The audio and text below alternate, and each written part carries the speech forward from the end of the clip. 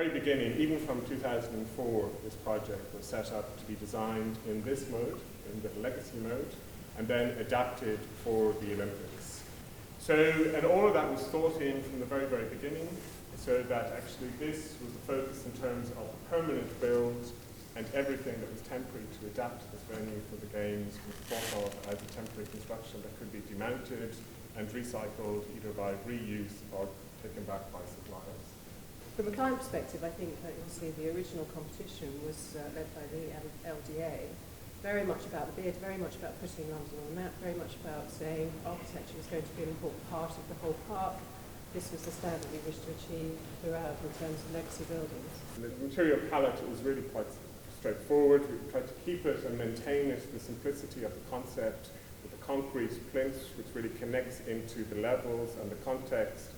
The roof, which is the symbolic part of the project, which extends out and tries to connect the project into the park, with the glass facades on both sides. And so the lower level is really all about enclosure and the functionality and the associated spaces that really are required to make the pools work. And the upper part of this venue is about bringing daylight into this space. The revised ODA brief was to put the two together. So one of the pools actually sits underneath this entry bridge here. And that actually had a lot of design challenges in the fact that then it wouldn't have daylight, it wouldn't have the same width, the height. And we resolved that by introducing diffuse light sources in the coffers of the concrete slab.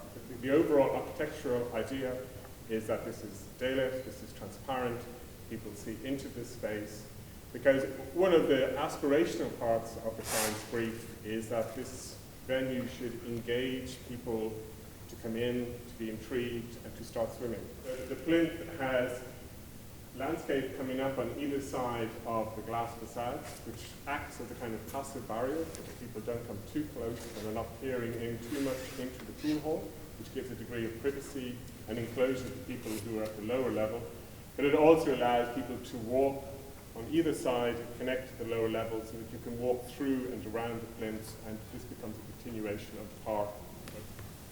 The fact that it's been shortlisted, I think, is really very much part of the quality of the thinking from the outset and the ability of the team to really focus on what mattered in this building through all of the challenges of delivery and through all the challenges of the way the building has transformed and changed over time to a building which is now much loved by the local community. And it is exactly what we wanted, which was both something for elite sportsmen and women, but also for the community.